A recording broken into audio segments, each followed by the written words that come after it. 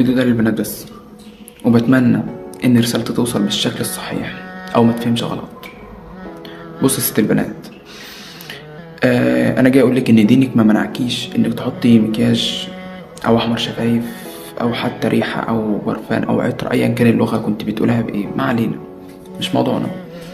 برضو دينك ما منعكيش انك تلبسي بناطيل او تلبسي ضيق. دينك ارشدك للصواب.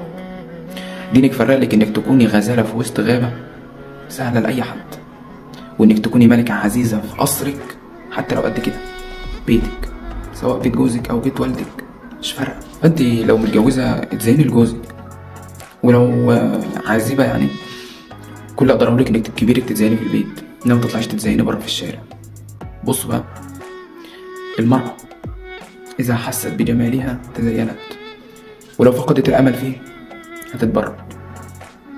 وصدقيني، عايزك تفتكر حاجة واحدة بس.